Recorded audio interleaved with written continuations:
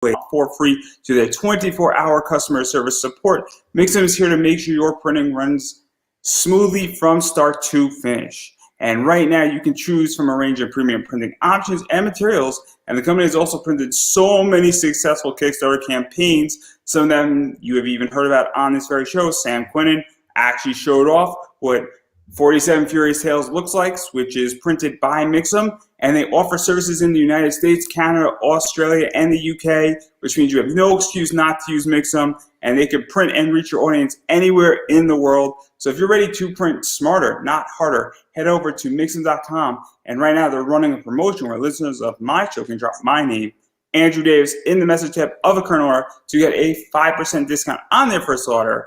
And I know print is expensive. Both my guests can attest to that.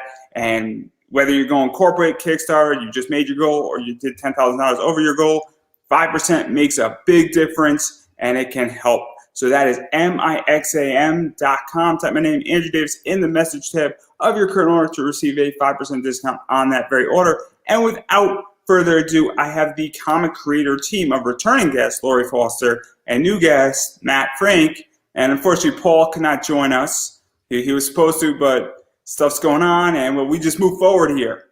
So welcome to the show. Thank you. Thank you. Yeah, we're excited to be here. Heck yeah. Oh, yeah, man. So I'm very excited. And obviously, you have a Kickstarter that has doubled what its initial goal was supposed to be, and that's Miss Medusa's Monstrous Menagerie, I think is how it's pronounced. If I get the name close wrong. Enough. Menagerie. Menagerie makes it sound all fancy, and it's better that way. I'm fine with that. Can we curse on this show? I don't remember. Yeah, go right ahead. Okay, it makes it all fancy and shit. So obviously, I think you have 9 or 8 days left, and you're really, I think, over 200% funded, and a bunch of people have already heard what this story is. But for those who haven't, what is the basic premise of this comic so that people are sort of caught up before we really dive into it? Thank you. So I believe from the trailer, we described it as a horror, a horror slice of life drama, workplace comedy thing. The nutshell is that in like an alternate version of Earth, of history, mythological creatures turned out to all be real. And they were more or less revealed to the world as real during World War II. After World War II ended, now we have a bunch of monsters and mythological gods and spirits and fae and all this other crap running around. Got to do something with them. So one of the last remaining Gorgons, as far as we know, whose legal name is Gina Totopoulos, decided, I'm going to make a circus, a carnival, so I can give all these people jobs and also make a lot of money. It's not entirely altruistic. So the story really begins when our main character, Sharon, applies for a job as the publicist, the promoter of Miss Medusa's Monstrous Menagerie. They have 666 monsters. They don't actually, but it sounds good on paper. And it's really kind of following this story of these characters and their messed up, and for lack of a better term, fucked up lives.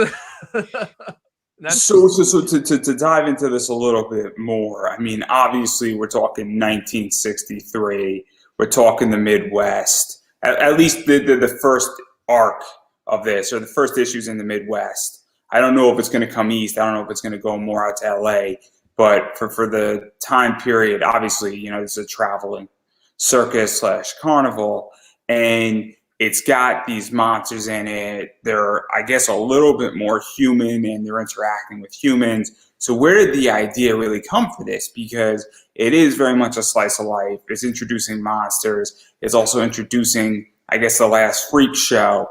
Because when I read it, you know, I'm originally from New York, and I live in Connecticut, and this is very much Coney Island-like. where just turned up to a 10 versus not being, and a little bit out of the norm and paranormal to some degree. And so where did all this really come from? Because it is interesting when you're going back, but you're all going back in time to what some people call a simpler time, but also bringing that freak show element back into it and then teaming it up with some supernatural paranormal shit as well. So how is that all really built out? Well, it really, the idea germinated really a couple of years ago. I'd say 4 or 5 years ago. I was just kicking around ideas for a creator-owned series because I've been wanting to do an original creator-owned series for years. I've mostly worked on licensed books like Godzilla and Transformers, and I'm like, I want to do something original. And I did a poster for a convention called SoonerCon based in Oklahoma City. And on the poster, it was sort of this carnival of monsters vibe. And I knew I wanted a ringmaster of some kind. And eventually I landed on the idea of a Gorgon Medusa ringmaster. And that image was just really fun. And I was kicking the idea around with Paul, who I eventually made the writer on the project. Well, rather, Paul was softballing. How have I described it before? Paul was unintentionally giving me his resume every time we talked about it because he kept like throwing out ideas, and I'm like, you just want to write this thing? And Paul, like, over the course of a year, became an expert on carnivals and circuses and how they worked, like down to the nitty-gritty details. And I realized I don't have the time or attention span to write something with this much detail in it. Paul, you take it and run with it. And he really found the setting. I knew I wanted to set it in the American South. Because then that gives us some juicy details. Because the thing is that they're not all monsters. The real monsters of the story are very animalistic. You have giant snakes, you have Groot slangs, you have chimeras, you have all this crap. And then you've got Fae, which have their own culture and their own languages and their own weird way of interacting with reality. So and you have all these other, like, again, gods and demigods and stuff who are just trying to get a paycheck.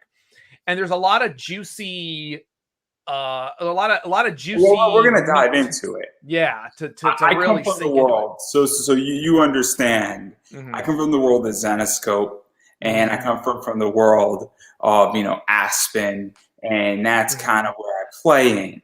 And I love people at where you used to work, and you still might work. One of my favorite people, and you're gonna know the name when I drop it, is Chris Ryle. Chris. And Chris has been on a few times, so nice. And so, but I don't want to get you or me in trouble, so we're gonna stop right there. Chris got me my job, man. Like, he was the one who practically started my career. So, Matt, do you want to do Godzilla covers? Yes, please. So, go ahead. I figured you'd get a kick out of it. Mm-hmm. I figured you'd get a kick out of it. but going into the story a little bit, because it is very interesting, because this world, and this is something that I really like about this book, is that the carnival is a world in of itself. And the setting, I feel, is very much a character. And then these characters are also obviously characters, and they're driving the story. And so what was this like, really building this out? Because this world technically, and not saying it should be done, but you could take these characters out and replace them with new characters and have a similar but also extremely different story.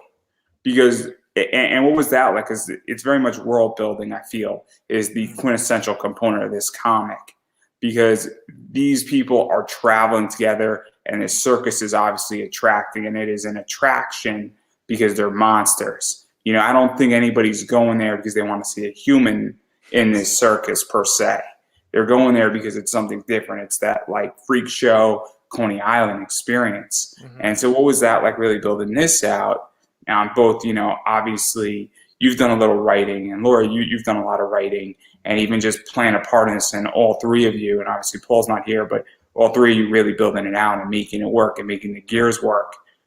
Because before I think you can even insert the characters, the world has to work.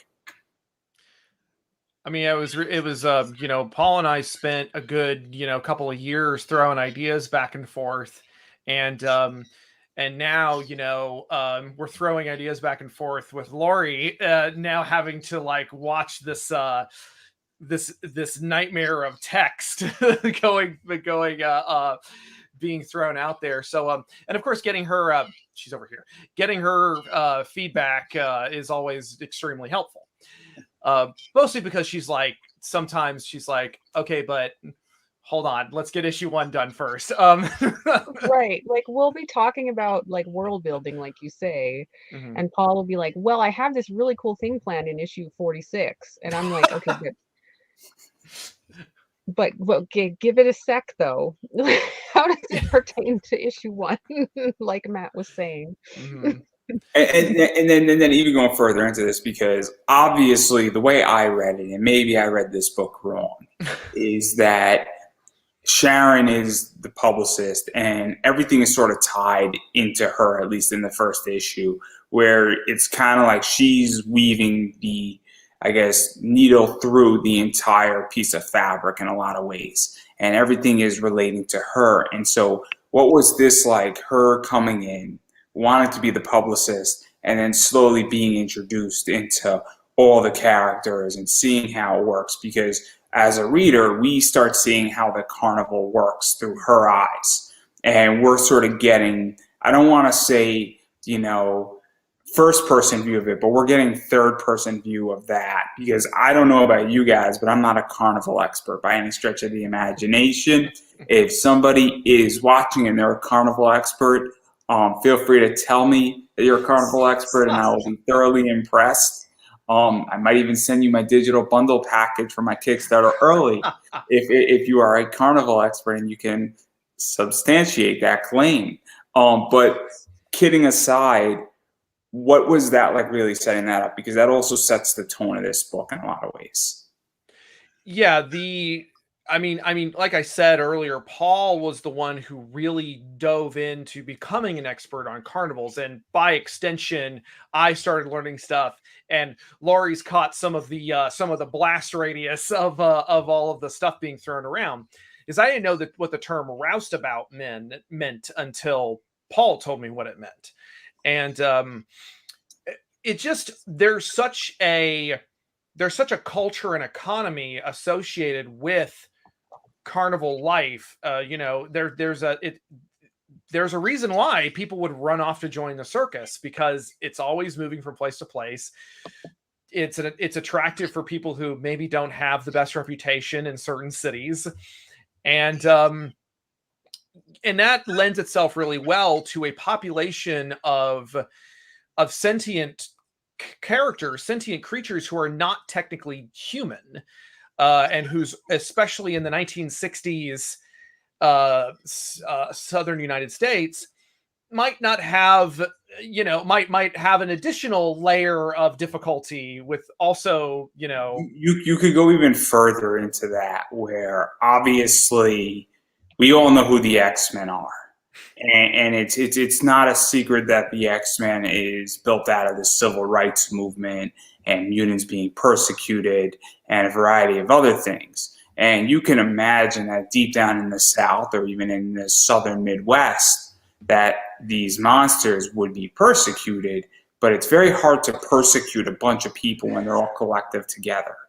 It's not impossible, but there is the saying of having, you know, support, where if you have a bunch of monsters all working in a similar job, you know, it's going to be harder. You can ostracize them collectively, but they also have internal support with each other.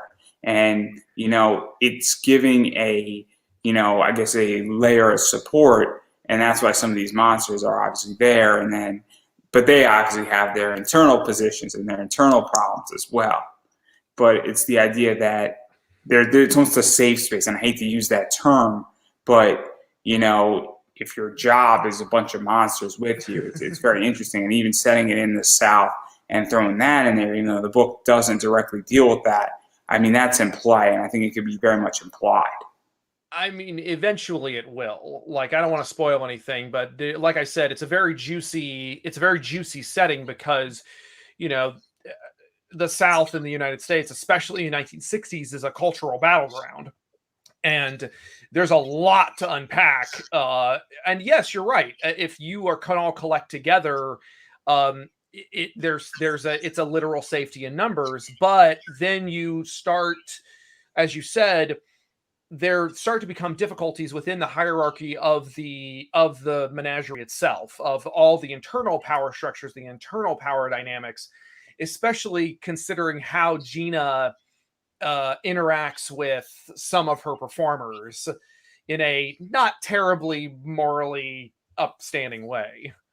And even to go further into this, and obviously I'm going to drop a slight spoiler, there's an issue naturally with the church in with these monsters. I mean, it's understandable. I don't think it's that far of a fetch. I don't think I'm ruining anything in particular. Nah. I think it's a safe assumption. And I really enjoy the fact that Sharon is like, I told all the people at the church, and you've been booked for the last like 4 days. And I just love that little line in there as like her way of getting a job, of just like showing results first. And I just think it's great where you're having that in play too. Mm-hmm. But even going beyond, you know, Sharon, obviously we get introduced to Gina and her as a Gordon and / a Medusa. And it's very interesting. And what does her character build out look like? Because she is so fascinating on how she is the ringleader. She's obviously interested in making money. She's interested in running this, and she's trying to make a buck doing it. And even just figuring out that entire thing, and even figuring out her, because she has to be a showman in a lot of ways. And, you know, it's also the face of the business, and there's a lot of stuff going on with that. And there's also stuff going behind the scenes with her. And so what was that really like, building her out and making sure she fits the bill for everything that's out there? Because, well, I live in Bethel, Connecticut, and one of the most famous people, you know, P.T. Barnum, is legitly like a few miles away, and there's a statue of him in like Bethel, Connecticut. So, you know, when we talk about one of the greatest, you know, showmen and one of the greatest circus runners ever, you know, it's pretty interesting where I live. So this is why this is so fascinating to me, because I know a little bit about it. No, yeah, that's a really good point. Laurie, what does Paul usually say about Gina? Doesn't he have a phrase he likes to use? I'm trying to remember. I've been trying to remember what it is, and I can't. It's Paul, like where are you? Paul's probably sleeping, and good for him. It was something along the lines of Gina she's complicated, but like in a, God, he has a perfect, it's almost like he's a writer. Right. But yeah, I mean, how would you describe her, Laurie? I was going to point out actually that she's an interesting challenge to write, because she needs to put on a face, and she needs to be nice, and she needs to get this show on the road, and she needs to keep people in line, but she's also like really tired of everyone's shit at the same time. Yeah, it's that. No, I think that's perfect. She's like kind of tired of being the smartest person in the room, and also, again, I don't want to give too much away because we're just starting to see her character. I could take a stab at it. Go for it. So there are people in business who are known as operators. And what they do is that, and it's not an operator that I'm trying to operate and pull something over you, it's that they know how to operate and be an executive in a business. And the way I read her a little bit is that she has to be an executive, but she's also the brand at the same time. And when you're the executive and you're running your business, because that's what I do, is that I'm the whole thing. And after a while, it's either you really got to love it, you got to be making a lot of money, you have to understand that you are going to make a lot of money doing something, or that you're going to sell the business in 4 to 5 years and make a big exit, or and what starts happening is that you get exhausted from it, and you're just sick of it, and you say you want to just yell at people. and so that's kind of what I'm starting to see with her, because as she's bringing Sharon around, you can see there's stuff going on in her interactions, and she's not being unprofessional, but she's being short in a lot of ways with people. And it's very interesting to see that and that play out. And obviously, you've both created a lot of characters. I know, Matt, you've worked on a lot of characters, and I think you've drawn some characters. And so what is this like really building out and knowing how a strong character that needs to hit a certain position in a book is sort of having all of these internal struggles and is in a very interesting comparable position, because it's tricky when you have these things sort of, what I think is starting to divide her a little bit. I think that's a good observation, because writing a character like Gina it can be very tricky and very challenging. But once you find the character and you kind of get into her headspace, and again, Paul was really great at taking this and running with it. Once you find that once you have this core conceit of a character, she kind of starts writing the story herself. You drop her into a new situation and you know how she's going to react to something. And sometimes she'll surprise you even, where you're like, oh, you know what? This thing could come up. That's something that maybe she's been sitting on for a long time, or maybe we're revealing something about her. I think there's also, especially nowadays, there's a misconception with people who don't do a lot of writing, that your characters all have to, especially your main characters, your heroes, so to speak, have to speak for you, or they speak your voice, and they have to be paragons of virtue or something, or not do anything morally reprehensible, depending on the tone you're going for. And the thing is with a character like Gina is that she is deeply flawed and kind of on a certain level knows it, and is even a little bit, I would say, even regretful of it, like that she's had to do the things, she feels like she has to do the things she's had to do, and still doesn't like that she's had to do those things. And I think that that's an interesting push and pull dynamic, because again, I don't want to give away too much, but we see a character who is desperate to be loved and doesn't know how. And I don't want to say much more than that, because right now we're still in the greatest showman phase, where she's like, you already sixth and get me more popcorn, Jimmy, and stuff like that. And so but we are seeing a lot of her character in very subtle ways in the first issue. I feel like something I wanted to add real quick is I feel like if you pay close attention to Matt's artwork, Gina's facial expressions will sometimes give away how she's feeling. That's better.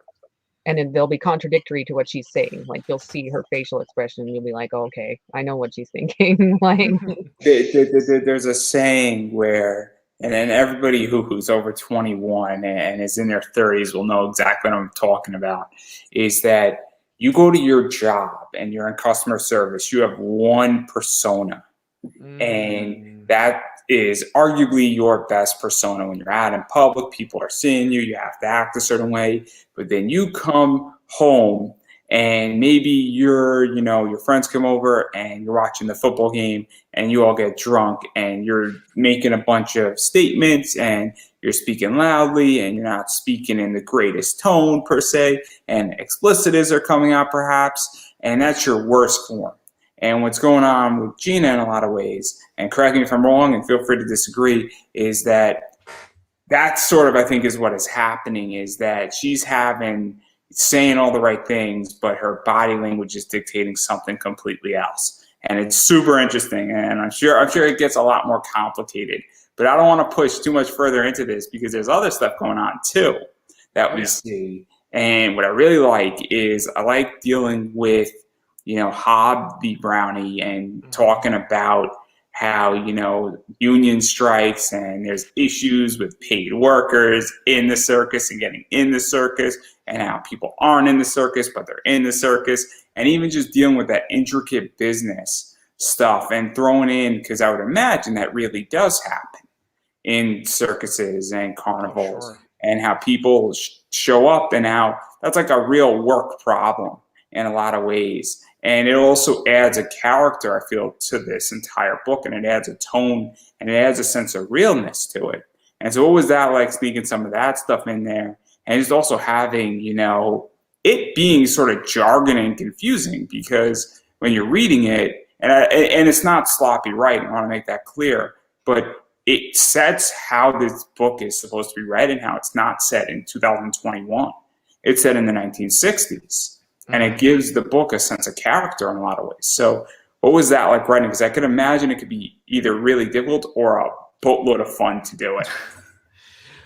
I mean, it's I would say sometimes the most difficult books to write are the most fun, and or sometimes the most, and vice versa, however you want to put it. I really appreciate that sorry, Laurie. No, you're good. Okay. You're good. Okay.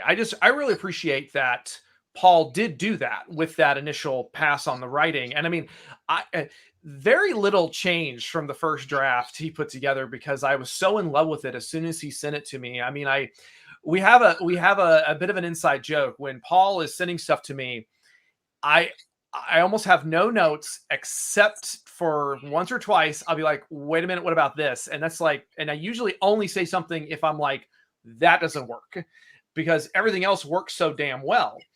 And I love that the jargon is consistent and dense throughout the book, and we don't stop to explain it. Because if you stop to explain it, you're getting a little too didactic. You're getting into Harry Potter territory, which is fine for a book that's maybe targeted a little younger. But if you have an adult targeted book, or just at least slightly older targeted, you want to respect your reader's intelligence. And you can pick up through context kind of what's going on, especially when it comes to the Fae unions and things like that. Because of course the Fae would have a union, and it's this completely incomprehensible series of ins and outs, and because they have their own, they are not from our reality. They don't even know how our reality is supposed to work, except that we're a bunch of suckers, and sometimes they can steal a baby or two. Like, and it's like, well, this is our baby now, that's how it works. And it's like, no, that's not how it works. So you're gonna get sued. I was gonna say, I think it's been kind of interesting with the jargon, Mm-hmm. with the jargon, and even with the creatures, because like we're trying to maintain that aspect of realism, but also it's about shit that isn't real at the same time. And Yeah. I feel like the ironic thing is that we've gotten more crap from people about the creatures if they disagree with how they look than we have about the jargon and the historical stuff. So that's because that's been such a running gag for us behind the scenes, of people getting upset about creatures that don't exist. Which is inevitable, because I mean, it's the same across the board in comics. I would say that people are going to get more upset about how the alterations to their favorite fictional characters than they would about real world implications of something. Hey, I cried when Stephanie Brown died. So don't come talking to me. That made me sad. I legitimately cried during Batman War Games. I was so upset. I mean, there is evidence to support that you form a similar emotional attachment to a fictional character than you do to a real person. I mean, that's maybe why representation is really important, but we won't get into that. Or we can. I have 4 hours. I cried like a baby. I was so upset. Oh, I cry. Here's how an amazingly giant baby I am. I cry at the end of Kong Skull Island when John C. Reilly goes back home. That scene has me sobbing like a baby. And it's this dumbass movie about a giant ape punching helicopters and then lizards. But his character has such a beautiful little arc. And he gets to go home and look at his face. And he's so I get all that. I cried at the end of Gamera, Guardian of the Universe. Leave me alone. This is so bad on so many levels. I know. I am But history's greatest monster. Go ahead. But even going further than this, and this is my favorite part of the entire book, is when Red Commandy and Trash are talking about not fucking with the unionized fairies. I just thought that was one of the funniest things I've ever read. How you don't talk about that and you don't fuck with them. And obviously fairies are supposed to be these nice little creatures that are tiny and very, very polite, and you capture them and maybe you see one that leaves you a quarter when you're younger. But fairies can be horrific, they could be mean, they could be catty, they could be bitchy and what was even the rationale of writing this and building this out, because it is so perfect. Because the fairies would have a union, they would be extremely aggressive and like draconian in their union. They would be, you're like the fiercest negotiators on the planet. And if you make one little mistake and you take away a sick day, but give them an upgrade in healthcare, they'll go on a strike and march down, tiny as they are, I might add. And I feel like that's another great observation. I gotta be honest, Laurie, it's really weird hearing someone else talk about this book, because I've been this has been such an insular little club for That's so long. That's because people don't read comics who interview you guys. It's true. It's well, true. It's also finally done. Yeah, it's also done. Yeah, it's almost like it's been 4 years of Paul trying to drag me away from all my licensed books so that I can work on this. No, it's true though, in which that most interviews I find, actually, I was on a show on Monday and it was a great show, but the person didn't know 90% of what I was doing. And it's a problem where I know everything about who I'm interviewing. And I don't get, I get people telling me all the time saying, you actually read my book. This is actually amazing. You're an interviewer who actually reads the book. And this is why on my form, I'm like, you have to send me a copy. And if you don't send me a copy, I can't do as good a job as interviewing because I don't have a copy of your book. It's like logic. I don't need a physical copy of your book, but I need a digital copy so I can actually do homework. And also, I'm cash poor and I can't back everybody's Kickstarter and I like to read stories. So that too. It's self-interest, but it's work. It's work. Sure. So we'll continue about the catty fairies, if you will. I mean, again, it was sort of one of those situations that started writing itself, which is to say Paul wrote it. But this idea, again, of the fairies having their own union. I mean, there's a reason why internally, and again, I'm trying not to spoil anything, but there's a reason why a large, sometimes we internally refer to the first arc of the story as the Fae arc, because a lot of it has to do with the Fae and what's going on with them. Because the thing is that, again, this is a little bit revealing of Gina's character. We see a little of it in issue 1. She really she thinks that she is in control and she thinks she can handle anything that's thrown at her or fire it. And I think we're going to see, what that is going to be put to the test in a lot of ways. And again, I'm trying not to spoil anything, but I mean, of course, the Fae, as soon as they were to come into our world and start integrating into the concept of capitalism, they would, of course, interpret it in a very specific way that makes it highly fucking dangerous. But because Gina is so damn sure, and she's already been through so much on her end, she's like, I can handle the Fae. I can handle the fairies. Can she? I don't know. Maybe we'll find out. There is a reason why they are working with her, so we'll see. But yeah, it's just one of those things that just once you get this good idea, you get this solid bedrock, it just starts writing itself. Yeah, it gets very interesting what's going on and what they're doing and even just how we get exposed to it. And it's super, super interesting in that regard. And this is why when you start entering this world, and obviously, I come from Zenoscope and I come from, Aspen, and then I sort of dive into this. And I'm not saying, I know everything about, fairies and pixies and all that stuff. But, when you start really getting into this, it is such an interesting space. And there are so many people who have done very interesting things with this. I mean, I don't know if you guys know who J.S. Moore is. He has I feel like I know the name. What's that? His graphic novel is Autumn Gray. Okay, I've heard of it, and people told me about it, but I haven't had a chance to read it. I'll go back my digital bundle, and you can get the first volume. Awesome. It's a $10 book on Comixology. My digital bundle is $12 with 26 books in it.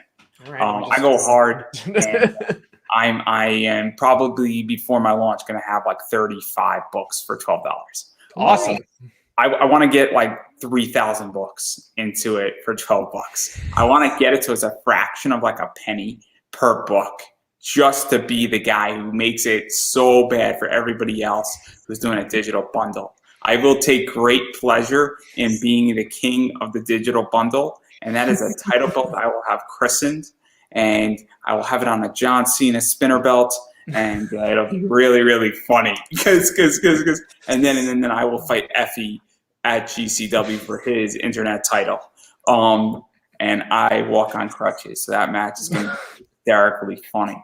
In so many ways. It will break the internet and then some. I'm learning so much about you today, Andrew. Just seen the interview last night when I was getting shit. Because everybody's wrong about the comic book market. So I don't care anymore. This is my show. It's not anybody else's. It's Conversations in Pop Culture. It's my show, and I run it the way I want to. My sponsors tell me how not to run my show, which is phenomenal. Trust me, I've reached Rogan level, just not the money. You need that on a shirt. I've reached Rogan level, just not the money. Yes. It may or may not be a goal in my Kickstarter. I was going to say, that needs to be a stretch goal for somebody. Somebody unrelated. I'm sorry, I have to put this out there. I was having a conversation today with some friends, and one of them, I don't remember the context of this, but the phrase, who needs, what was it? Damn it, I lost it. It was because I had another way to say it, and it was really upsetting and bad. What was it? Oh, I'll figure it'll come back to me later. Go on. Well, I could give you a bunch of more time right now because I'm going to do a live read because I owe people things that people pay for this. So obviously my friends at Lone Wolf Comics right now have a great Kickstarter going on. I think they got like 706 days left, and that is Snowpaw 1, which takes place in 19th century Scotland, where a fierce hero with an adventurous spirit nearly gives into social expectations over time, but a trite fairy tale ending is not to be, as Cyrilla McKinley discovers her werewolf lineage. Her eyes are open to the existence of supernatural beings and creatures of fantasy, sort of like your book. And Cyrilla McKinley is Snowpaw, and it's actually, as I stated right now, live on Kickstarter from the creative team of Rob A. Multari, Mog Park, Bruno Costa, Dave Lenz, and I'm sure you guys know who Dave Lenz is. He's arguably the best letterer in all the comics, arguably, and Katrina Rhodes. And so you could join the Wolf Pack, not NWO Wolf Pack, because that's owned by WWE. By backing the Kickstarter today at Lone Wolf Comics /Snowpaw, I'm going to put it in the comment section down below. It'll also be ticking down in a few seconds here on it. It's a really cool book. There's a lot of cool stuff going on with that. And so obviously, Rob is killing it, and that interview was phenomenal. I may or may not be doing a mustard cover for somebody in that Kickstarter world. There's a particular somebody from Big Dog Inc. If you're watching, that offer is still on the table. My rate is $100, and I will supply the mustard. So having said that, there's a lot of other stuff going on with this book, and I don't want to press too hard into the story because I do want to talk about rewards, because that's what really matters here. And I think that the rewards are pretty cool. And so obviously there's digital, and digital is the cheapest for all parties involved. And then there's also the print, and I'm not too sure which is which, so you're going to correct me on which is which. I hope I'm right on this. I don't know which one this is. That's the main print cover. And this is also what it looks like without the dressing on it. And so what is the story behind this cover? Because it is a pretty cool cover. Well, I mean, we were again behind the scenes. Myself and Paul and Laurie were discussing what to do for a new cover, because I had a piece of art that I had done before, but that was already a couple of years old and been used for a couple other things. So we were kicking around ideas and maybe thinking about referencing old, specifically old carnival and theater posters and stuff. And then Laurie found one that was just this beautiful old carnival magician poster of this big, the big image of this magician, and he's got all these performers in his hands. And I saw that, I'm like, that's it, that's the one, that's I need to, this is procking something in my brain. So at some point, the idea of the playing cards came to mind as something, to be in Gina's hands. And then again, it's like, if you get a great core idea, it just starts snowballing. And that was when I put the characters into onto the playing cards, because, they are all kind of in Medusa's hands, and she is a little bit of a manipulator, a huge manipulator. And of course, just a little bit, but yeah. There's a lot of stuff going on in this cover, even though it doesn't seem like it. Yeah. Obviously there's the cards, obviously her hair is snakes, there's a bug going on, there's other cards that are sort of not necessarily in play, but you could see a little bit of the tips in them. And so, I mean, it's a very interesting cover, because it doesn't reveal too much about the story per se, which is not typically. Usually cover A sort of deal with stories and reveal some stuff. And this is just showing who she is, but it's also very active for being a headshot cover. And it's a very interesting play on what's going on, and we sort of get the eye-catching elements of it. Obviously this is what it looks like in the trade dress, and that also is helpful because you see some of the stuff going on where it's definitely more poster-oriented in the trade dress of it and what's going on with it. And it's it's kind of, I guess, the 1960s carnival element to it.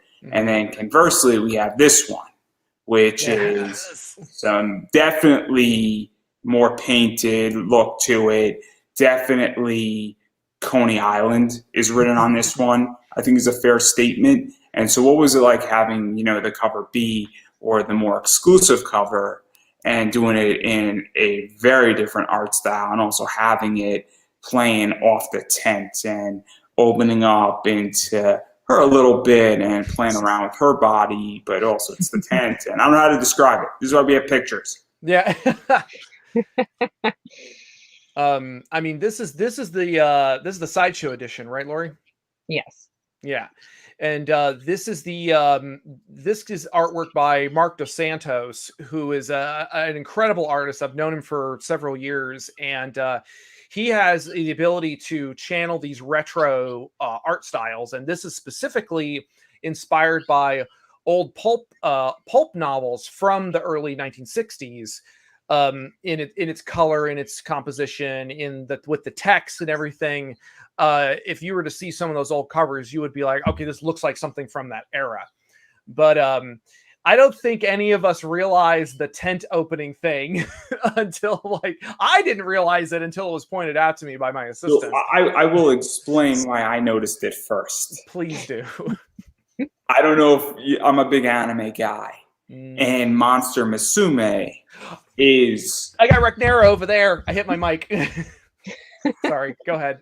So Monster Musume has a snake as the main character, and once you start looking at snakes and creatures and half-human creatures, and then you start going on Hero Forge and trying to build an action figure, and you start playing around with stuff, well, your mind just naturally drifts towards things. So there you go. But it's a very interesting play on exactly what's going on, and it definitely has that retro feel to it. It's also really just an interesting cover. And what is that like for you both to, with this project, to have, a cover that definitely fits more the theme and is not, 2021 oriented? Because, certain comics don't understand how to stay with their theme, and I feel like certain projects don't know how to do that. And it's very important, I feel, that if you're going to commit, then you should at least have something that goes in there and play into the gimmick a little bit. And maybe I'm too much of a wrestling fan when I say that, but it's the idea that I think it helps tremendously, and also it's a convincing point, I feel. Yeah, Laurie, do you want to? You want it's to talk about it? Yeah. no, go ahead. No, you please. I I've been started doing talking when this. you did, and then my thoughts went out of my head. Sorry. It's been really fun. I find it's more fun to figure out covers that will fit the era and will fit the theme. And with the sideshow cover, we had kind of a fun time coming up with, because with a lot of these books that have uncensored covers or interiors, it's a very specific type of pinup, and we were like, But yeah, we're okay, going to talk about that too. we want to do something provocative, but not quite that cheesecake pinup. And we messed around with a bunch of concepts, and this is where we ended up. And like, it's so cool. Like, yeah, it was really fun to work together, coming up with all these concepts. Yeah. So one of the things, because you just mentioned it, sorry for cutting you off, Matt, Okay. is that you have, I think, a censored and an uncensored book. And that's something that is fascinating. Now, Zenoscope, for those, and I'm basing it off of them, is that they'll have an uncensored cover, but they don't do nudity in their books. It's just a personal choice. And I understand that certain comics want to do it. So what is that like to do both? Because that sort of changes it to some degree, because I think I could give, this book to a 13-year-old and they would be fine with it being non-nude, with it being, I guess, covered up. But I wouldn't want to give a 13-year-old this book if it was nudity, if that makes any sense, because it's just a matter that, maybe you don't feel comfortable in one segment. And so what was that like? Because it's a very interesting thing, and I haven't seen it done too much, where there's a censored and an uncensored. I've seen it on covers, but I haven't seen it in interiors where there's two versions, because it does definitely hit two different audiences, and you could sell, the product twice, because somebody might want both versions, or you can sell to certain demographics, or you could feel more comfortable. For instance, if you go to a con and the medium age is 13 to 25-year-olds, you might not bring the nude covers to that, because the last thing you want is a parent pissed that they bought something for their kid, and really the wife is pissed at the husband for giving their son this book. That's really why they're upset. Oh man. I it's so funny because the I would say that our nudity is very egalitarian, because it's not necessarily strictly for titillation purposes. I didn't see it, so I have to ask it, and I have to assume it's to the extreme, because I read the PC version. It's just one of those things where, again, we're trying to be realistic, and I kind of hate that term. I have to be honest. I hate the term realism a little bit, because I feel like it's kind of abused and it's kind of a loaded term, especially in the entertainment industry. Oh, you're not going to like me. My favorite topic is dirty realism. No, but see, again, I understand the idea that's trying to be conveyed. But I also come from a world of Japanese monsters, where you try to introduce this stuff to people and they'll complain that it's not realistic. And I'm like, it's not the point. But I think that there's a difference. I like to say a believability. You get people to buy into this idea. Get them to believe in what's happening and to go with it. Because if there were mythological creatures and monsters in America in the 1960s, there's going to be certain topics and certain things are going to come up, and we don't want to shy away from those things. Some of which is sex and violence, and not necessarily sex and violence for its own sake, but for the sake of pushing the story forward. And humanity as yeah, a whole has yeah, sex, violence, has love, has caring, has acts of generosity in it, it's a very and human book, ironically.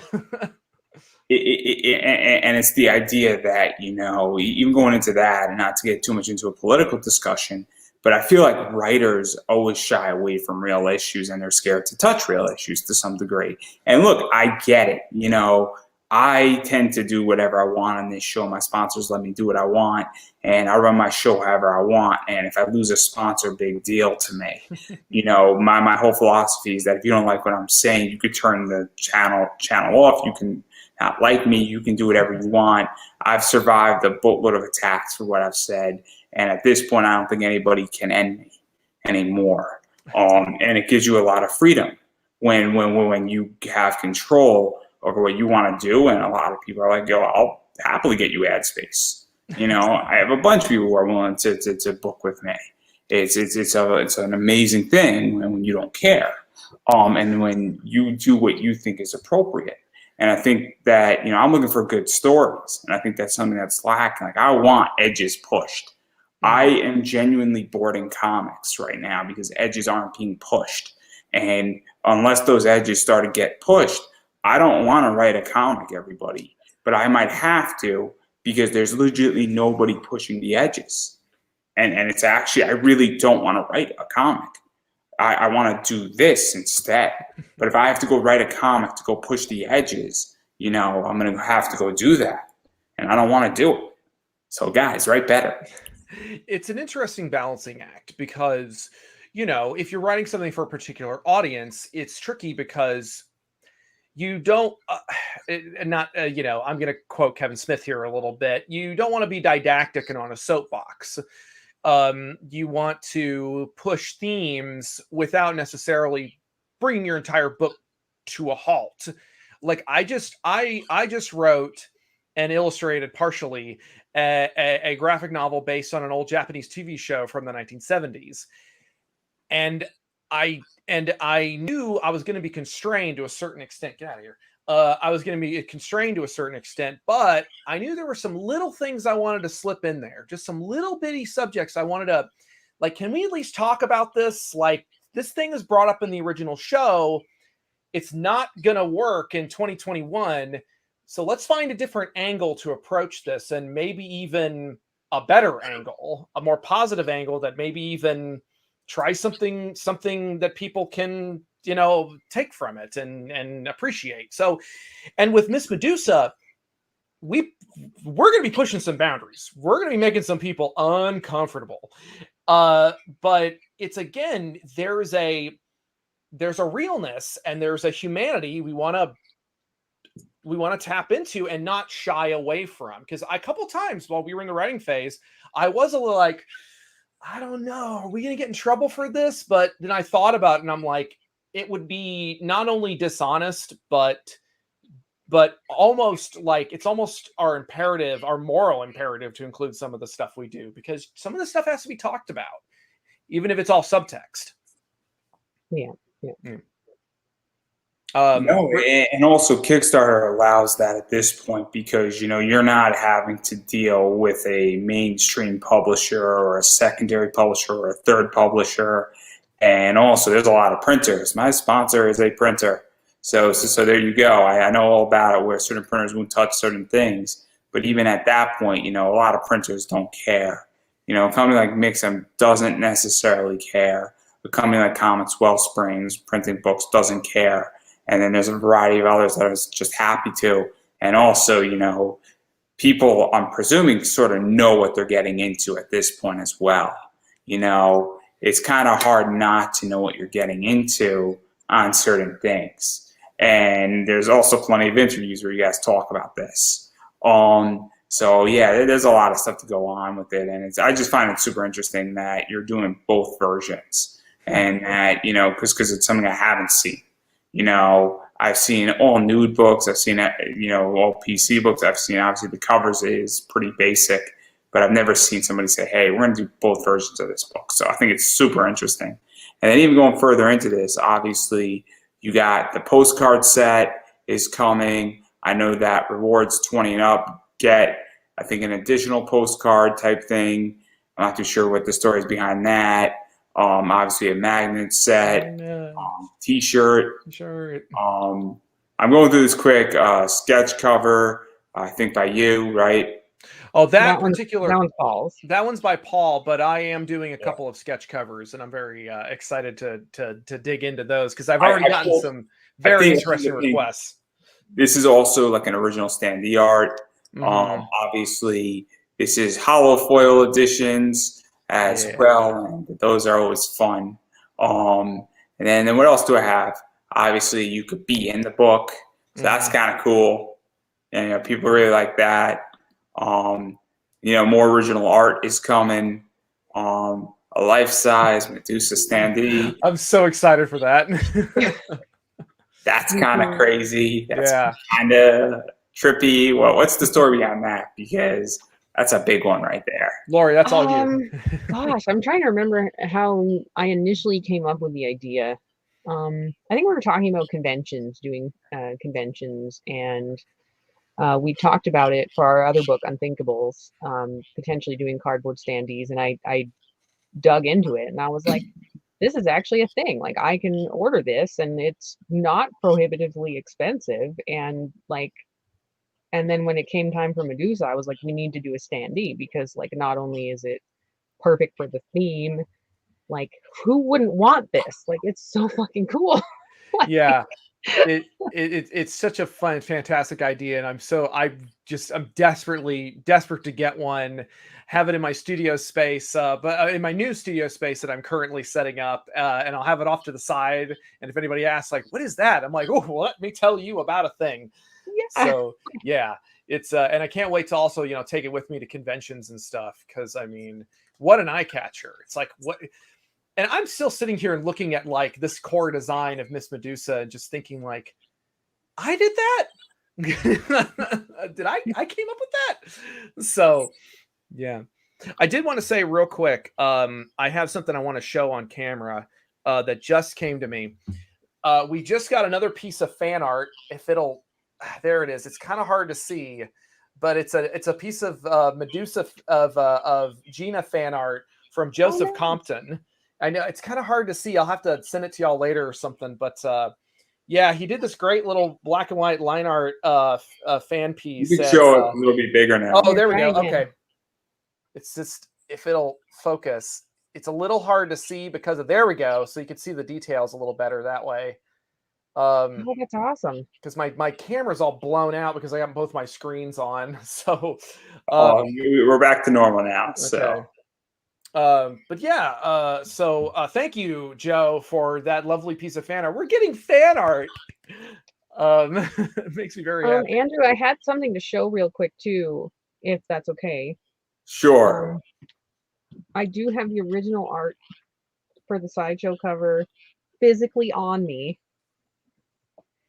That's so good. That Mark mailed to me. So awesome. Mark tried to trade that to me for another piece of art that I made, and I'm sorely tempted to just do that. It's so nice. Like, I'm gonna keep it. Like, you guys better grab it soon, because I'm just gonna decide that I'm gonna keep it. I would make a bid, but I'm broke, and what I mean by broke is I'm cash poor. Yeah, I don't get my paycheck for like another 2.5 weeks. So of my new job that I started on Tuesday. So.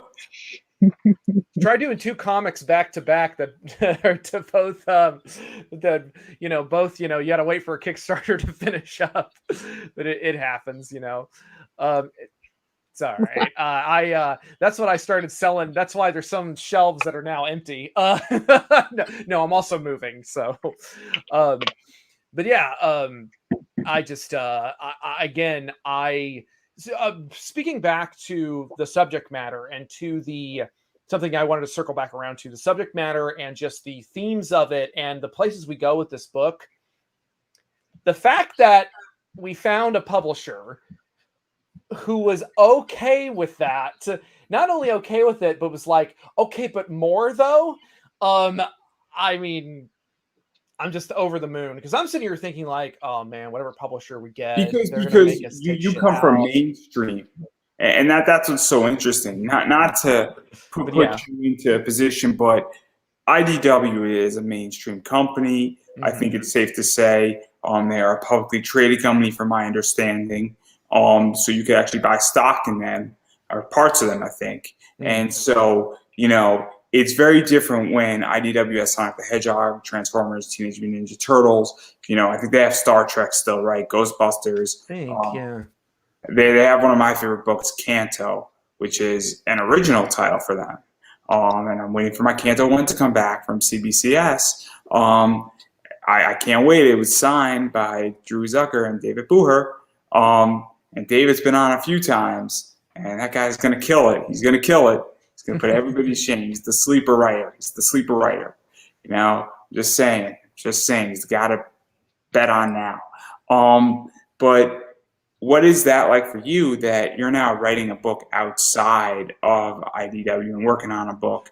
Maybe not writing a book, but they're working on a book, I should say, that, on Kickstarter, and it's killing it in a lot of ways. I mean, I'm first of all, I'm kind of like, what? People like this? This is doing well. What's happening?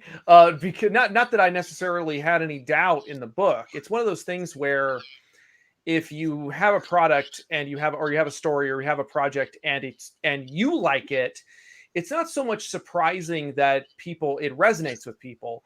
It's more the surprising thing is how many people and how much it resonates, because like you said, I come from what one would consider to be mainstream comics, Godzilla and Transformers and these other licensed properties. I did my first Marvel cover earlier this year for Trials of Ultraman.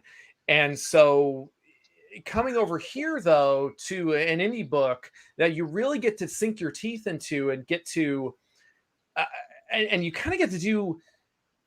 Okay, so I think that in comics, when you say I get to do whatever I want, I don't think that's necessarily true, because it's more like I get to tell the story I want, and I don't have to necessarily. The only person you have to answer to is yourself and your team, and if they're already on board with your vision, then you're going to get to tell the story you want to tell. And while I haven't necessarily done the bulk of the writing for Miss Medusa, the whole thing was originally my idea. I came up with conceptualize the original setting and the core cast of characters, and what the overall impetus was going to be. And Paul was the one who gave it all the meat and potatoes and really found the story. And it is a little bit of whiplash sometimes, because like, I will be doing this, and we're really only answerable we only answer to each other. I answer to Paul answers to me. We both answer to Laurie. And then meanwhile, I just finished work on this other book, where we got notes back from the licensor, and they're usually pretty cool about it, but every now and then you'll get a weird note where you're like, why do we have to change that? And it's like, because it's not like that in the original show. And you're like, oh, right. This isn't our space to play in. We're just renting it. It's also very interesting, because right now, and this is why I was getting flack last night, and this is the difference of opinion, is that, right now Kickstarter is so hot. And one of the things why I like podcasting is that I could take this content, and if YouTube's the hottest thing on the market, I could drop it right into YouTube. If Facebook thing gets super hot, I could drop it into Facebook. If then Instagram's hot, I could drop it into Instagram. If Periscope gets hot, I could drop it there. And so one of the things that I've been talking about, and what I think, and a lot of people disagree, is that I think Kickstarter is getting to a point where it's not sustainable what's going on in the industry. I think that there are way too, and I think comics in general have gotten to a point. I think that what's happening is that people were on stimulus checks, people had extra money, people were receiving money from the government, people also had less options to spend their money, and so they were ordering more comics from home because nothing was open. And now what's starting to happen is that has to rescind. Comics have been through a boom in the last 22 months. And I think it's fair to say that Kickstarter has gone through a big boom. And that's because the bar was closed, movie theaters were closed, and places like Amazon were killing it, and anywhere you could order offline. And that's why I think part of this is going to have to rescind. And also that affects me because I'm a comic book investor. You know, I don't sit around and I buy books for $15 and then I sell them for 60. And so I'm viewing this on a very different market level. And so I'm curious what that's like, because I don't think the train is over yet, but I think the train's going to be ending sooner rather than later. And I'm curious both your thoughts on that. And I know you're new to it, Matt. But I know, Laurie, you've been around for forever. And that doesn't mean comics are going to be, you know, dead in the water. But I think that there's going to have to be, you know, the slow growth is coming. I think, because I think that it's overgrown tremendously. And it's a good thing. I want people to make as much money on Kickstarter, but I think it's a reality a lot of people aren't facing. Right. I'm not sure. I'm not sure how it's going to go. For us, we've always basically used Kickstarter as a pre-order system. And that's worked really well, because it's not just, you know, that we're kickstarting a project. It's that Kickstarter is giving us reach that we wouldn't normally have. And I don't think that's going to stop. I think, like, if you have a good company and a reliable product, Kickstarter serving as a pre-order would remain consistent to an extent. We might not make the same amount of money, but I think it will still. So just to clarify my point, my Kickstarter is legitimately Buy Me a Coffee. It's the exact same format as Buy Me a Coffee. It's just that Kickstarter has a huge amount of traffic. All Kickstarter is for me is it's an order form, and it's slightly cheaper than Buy Me a Coffee because I'm getting huge traffic in, and then I have 2 or 3 extra rewards that make more sense on Kickstarter. For me, it's just a distribution order form. That's what my Kickstarter is. I only need to do it once a year, and that's the plan, and that should be coming once Kickstarter actually allows me to do what I need to do on it, and they actually tell me what I did wrong. Hey, if somebody from Kickstarter is watching this, I'll tweet it at you guys, and you can tell me what I did wrong, and then we can both make a lot of money together. I got no problem with you taking 5, 10, 15%. Just tell me what I did wrong, and I'll be happy, and I'll happily fix it. But I also think Kickstarter used to be a pre-order form.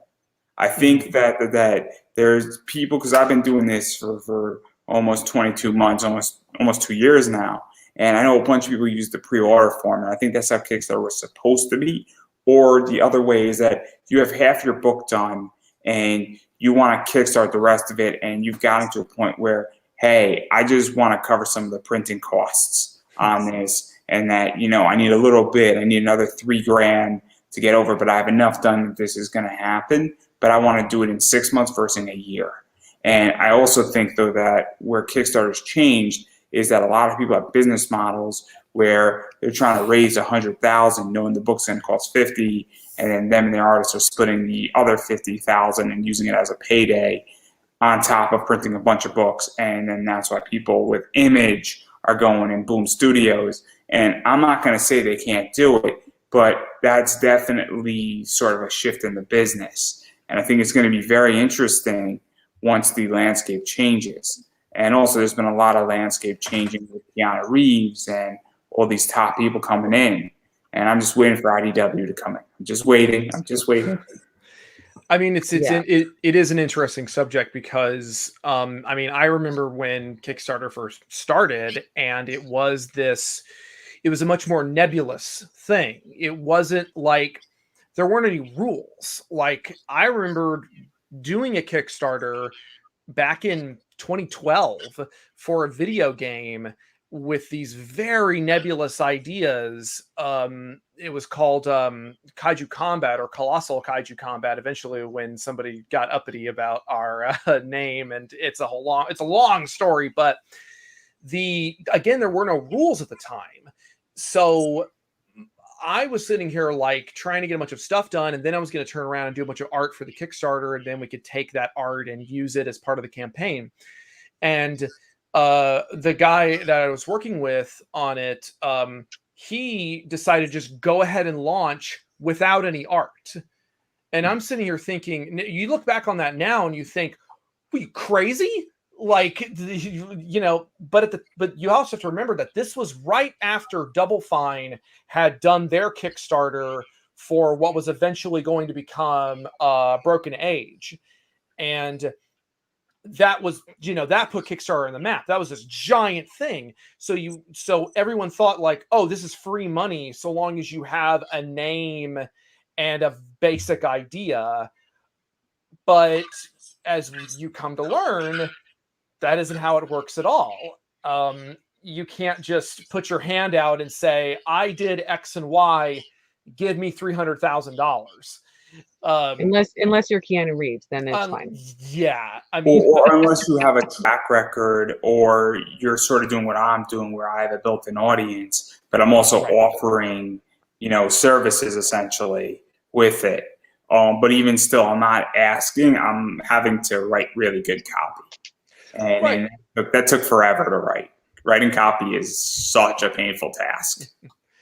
I mean, there's like you're saying, there's more of an art to it, which is why I'm really glad we have Laurie, because she knows all the ins and outs, and she and her team really know what they're doing. Whereas guys like me, I was under the similar impression back then, where I'm just like, yeah, I mean, we can just kind of throw a couple of pieces of art up and they get the idea. And it's like nowadays, I would say that it's not, I don't think it's an unfounded observation to say that, yes, Kickstarter is a little bit oversaturated at the moment. So it becomes it's hard to stand above the crowd. It's very much an institution now versus, the Wild West. And it's so interesting. And also, I think most people actually don't even know what Kickstarter is. I mean, I think people know what Kickstarter is as far as a company. I don't think they understand what it actually is as a product. And I'm going to throw out a term here, and I'm sure Laurie knows what it is. But Kickstarter is a gigantic funnel. That's all Kickstarter is. It's a funnel that is made for people who don't understand funnelinics. And that word is a ClickFunnels word. And a bunch of people probably were watching this have never heard of that before. But I'm a big ClickFunnels fan, and I'm going to be building a business next June on ClickFunnels. And it's the idea that that's exactly what Kickstarter is. And how I was writing my copy is I was legitimately reading Russell Brunson's books on the 3 books that he's written for ClickFunnels, how to figure out how to hook story offer and all that stuff. And I think a lot of people, I'm curious how you both feel about this, is that I think a lot of people are okay at it, but I think that a lot of people don't even understand how to maximize the pure effect of Kickstarter and how to write really good copy and understand how to drive a funnel. I don't think people understand the Dream 100 and things of that nature. Like, I'm very in tune with this, and it's just legitimately I'm waiting till my project is sort of live, and my marketing strategy is very different than everybody else. And all these comic people just post in Facebook groups, and that doesn't work anymore. And even being on 30 interviews while your Kickstarter is launching, that doesn't work anymore. There's a lot of other things that have to go into this, because it's not just that. I think a lot of people just don't get it. And look, it's tough to understand all of this. So I'm curious how you guys feel about that. Yeah, it's I guess I would say, yeah, it's getting more and more complicated. Like you say, just posting on social media won't do the trick anymore, because of how social media algorithms are set up. You post about your Kickstarter twice on Facebook, and then your 2 out of your 4,000 fans can see your posts after that. Yeah. I mean, I was just lamenting about how now we have to navigate all these new little rules on Facebook because they hate external links. So you've got to tiptoe around stuff and shuck and jive around all these little barriers. Facebook is a garbage site anyway, but the lost you those sponsors. But it's just, and now, like you said, even if you have X, I have whatever. That's the thing. I have like 20,000 followers on Twitter, or, you know, I think 20 something on Instagram or whatever, you post something and you get a couple of likes. I mean, Instagram's a lot better than that. You know, Instagram is a little more streamlined. You don't have to scroll through so much just garbage in order to get to the people you actually give a shit about. Right. Yeah. It's very complicated, and this should give insight into all this. So Hot Topic used to not look at anybody who on Instagram and cosplayers who had less than 10,000 or 20,000 fans. Last June, they changed their entire tone where they now sponsor people who have less than 10,000 fans because they have higher engagement.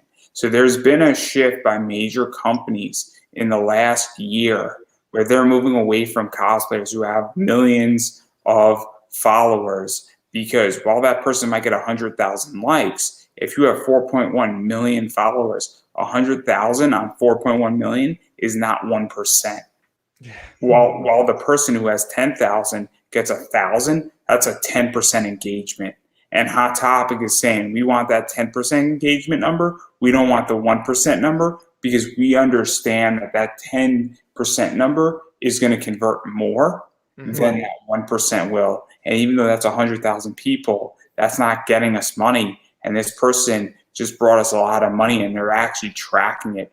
And it's crazy. And also it's understanding who it matters. You know, I know people, if they post things into certain groups for me, you know, obviously it's not a secret that I know Ralph Tedesco from Zenoscope. If all of a sudden my Kickstarter gets into that Zenoscope group, I'm going to be golden, because those people are going to say, this is one of our own, and it's going to get funded with minutes, because it's also hitting the right groups, hitting the right positions. And that's something that's super interesting. But I don't want to talk too much about algorithms and all that, because I have to be nice to Facebook for the next month and a half while my project runs. And I have to be nice to Kickstarter. So Kickstarter is the greatest, guys. They're the greatest. And you should fund all your books on Kickstarter. And I'm in the wrong with Kickstarter. I just want to make it clear, so when they look back on this, they heard it first. No hatred here. Having said all that, though, there's a lot of stuff going on with this book, clearly. And I'm very excited to see where issue 2 goes, because I read issue 1, and everybody dies. Everybody dies. Everybody dies, and issue 2 is going to be great. And it makes Dumbledore's complete new cast. There's no punches pulled. It's like when Voldemort killed Dumbledore. You know, I'm just saying, just one and done. You know, it had to happen. He had to go. It was like Herschel in The Walking Dead. He had to go. He had to go. It was a problem, and it was time for him to go.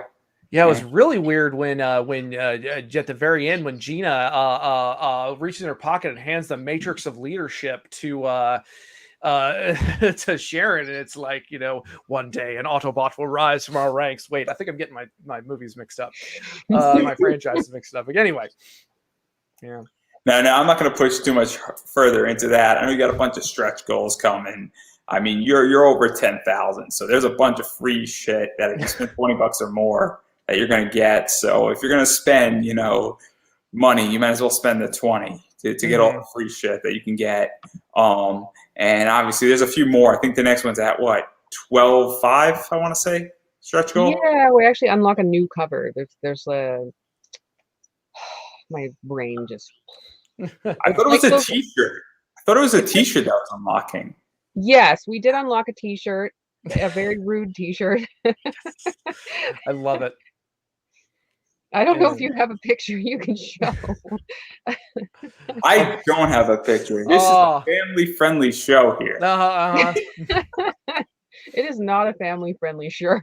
No. I can't wait to see people wearing it in the wild at conventions and stuff. Yes, please get the shirt and then wear it to Thanksgiving dinner, please. That would be great. I would pay to see that. Mm-hmm. You should wear it to San Diego Comic-Con Thanksgiving. Oh, man. I have to ask about that, because I haven't asked anybody about this. And I'm not going to tell you my thought, but what are you two thinking about that? Because that's in your neck of the woods, Laurie. Sort of. What? San Diego. Oh, I'm an East I Coast boy. I have You're been in the West Coast territory.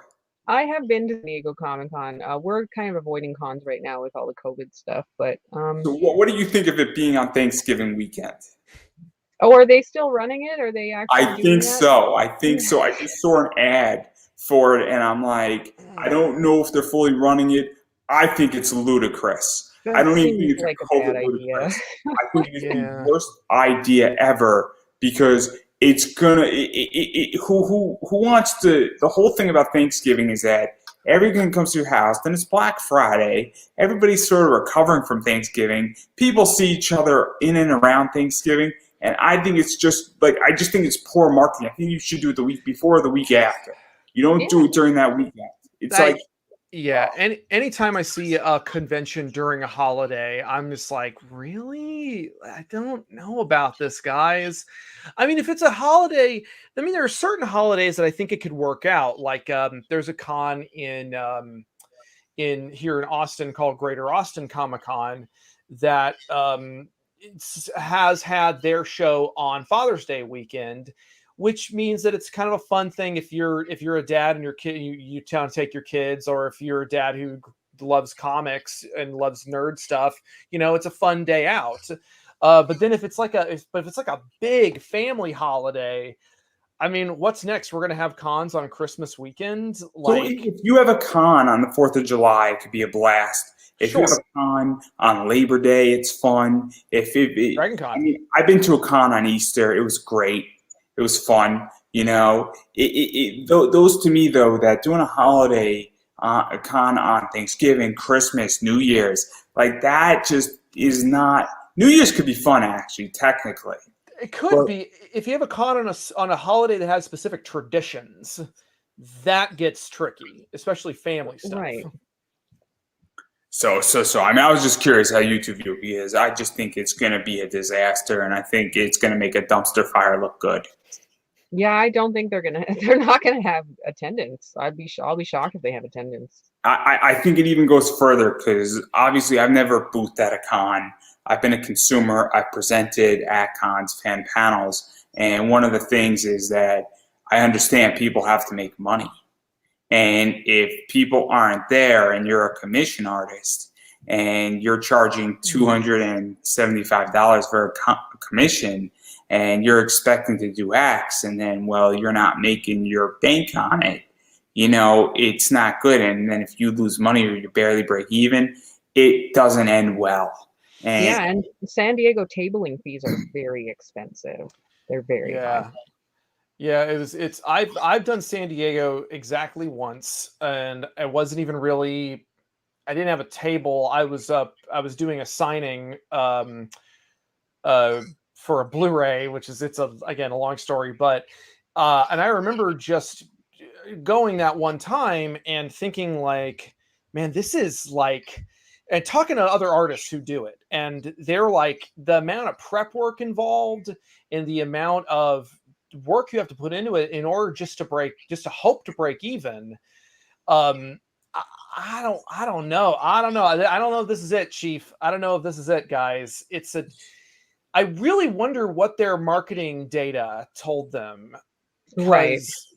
because it'll so be maybe because of everything being all effed up, maybe they'll make a shit ton of money. I have no idea, but I mean, conventional wisdom would say maybe not Thanksgiving weekend. So for me, just with cons, and a lot of people know my position, it's I might never ever go to a con again. I had 2 to 3 bad cons. I've had bad experiences dealing with cons.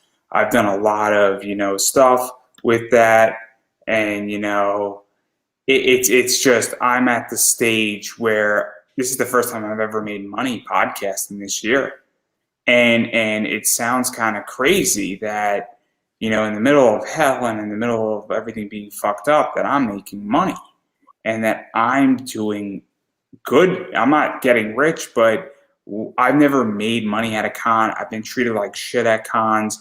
I've known people who I felt didn't deserve to speak were speaking and getting paid, and I wasn't getting a cent. And you're not going to probably see me at a con for a long time, if ever again, because I can actually teach and do what I want on the internet and make more money. And it's kind of just one of those things where, I just don't see the economics. People say, oh, networking. I'm networking beyond where I've ever networked. In the last 22 months, I have 300 more Facebook friends, and all of them are comic, wrestling, cosplay, and voice actors that I didn't have at the start of COVID. So that's how I feel. But enough about that. We've been speaking for a while. I don't know what that private message says. It might be about conventional wisdom. It may or may not be. It was a pun. It was a terrible pun. I'm sorry. Well, I say conventional wisdom.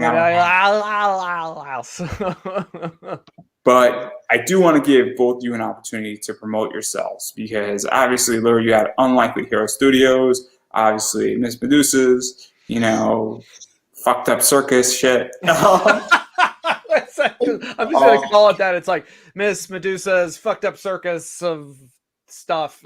Because I'll be, like 30 years, I'm gonna be like, I remember that comic, Miss Medusa's fucked up bullshit. I'm gonna get the name wrong. And I don't want to piss off Cora. So when we talk about it privately, we just call it quadruple M, because it's all 4 M's. M cubed. No, what's the 4 to the 4th power? I don't remember. M, yeah. We just call it M to the 4, whatever.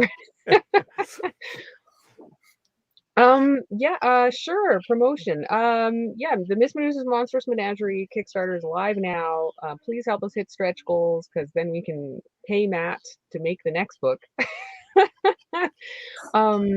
The next stretch goal coming up is a holofoil, sort of like Tales from the Crypt style cover with Gina on it. It's really awesome. The stretch goal after that, we're gonna give anyone backing and getting magnets more magnets. We're adding on a red comb Andy and a trash magnet, which I'm really excited about because I love trash. Yeah, trash is amazing. And then, you can follow us on UH Studios on Facebook, at UH Studios Official on Instagram, at UH Studios on Twitter, Unlikely Hero Studios on YouTube. It's all pretty easy to find us. And we got all kinds of new shit coming out in the next couple months, so follow us and stay tuned. And what about you, Matt? Where can people find you? Because you're just not an indie comic guy. You're sort of industry professional. So I don't have anything to promote. I'm just kidding. I have so much to promote. You can find me over at mattfrankart.net. I have my own personal Patreon, which is patreon.com/mattfrankart. I'm on all the Twitters and the Tumblrs. Well, I used to be on Tumblr, Twitter, and the Facebook and the Instagram. In addition to Miss Medusa, I also am working on another comic called Dinosaur War Eisenborg, which is, again, based on an old 70s Japanese TV series. It's going to be real fun. It's real weird. It's real wacky. That'll hopefully be coming out in English at some point in the near future. It's going to start off in Japan. In addition, I'm working with a print company called Nakatomi Inc., helping curate a series of screen prints based on the Ultraman franchise. We just did a Tom Whalen print and an Attack Peter print. I will be doing a print that'll be coming out in the not too distant future. And what else? Right now I'm doing a Let's Play series on Metroid Dread with Rage Select. So come watch me scream about how I want to marry Samus, because she is all of the shooty kicky. And but no, we're having a lot of fun there. So yeah, that's all the things I can think of off the top of my head. There's always like 500 other things that I'm doing that I don't even remember. So yeah, there's a lot of stuff going on. So obviously, I've been saying this, I'm going to keep saying it, you have to support indie. And what that means, first and foremost, is that you have to back indie projects on Kickstarter or Indiegogo. I don't know the other one. I think it's Zoop. I think is it Zoop or Zoo or something. I don't even know what it is. There's like a new one popping up every 5 minutes. Patreon too. Patreon's a good place for indie projects. Well, I'm sorry, what'd you say? Patreon also is good for some indie projects. Yeah. That is true. That is true. Patreon. That's the one that I forget. That is always the one I forget. It's ironic because I do support projects on Patreon, and I've never even opened it up because they send it to my email. All these people. It's the weirdest thing. Having said that, though, and one of the things that I'm gonna keep saying is that first and foremost, as I was saying, money dictates everything, and so backing and actually throwing your money at projects because I'm not, and you're not, and Matt sort of is, DC, Marvel, IDW, but even still with this book, it's not having the bankroll that those big companies have, and you, the backers, are really making it happen, and making this book happen, and making the second issue happen, and the third issue happen, and so that goes a long way. Even going beyond that, though, once you back it, or if you're in a position where you can't, sharing also goes a tremendous way. Tweeting something out, retweeting something, sharing it onto your wall on Facebook, your friend page, sharing it into groups, actually joining groups and sharing things out in groups, or even just liking it on Facebook, or even just telling somebody about it goes a long way too. There are plenty of projects, and I'm sure you know, and we're going to embarrass my friend Corey. I don't know if you know this story, Laurie, but when we did the first interview, either you shared it or I shared it mid-interview, and Corey was like, "Oh, I didn't even see this. I'm going to go back," and then he actually backed it live, your last project.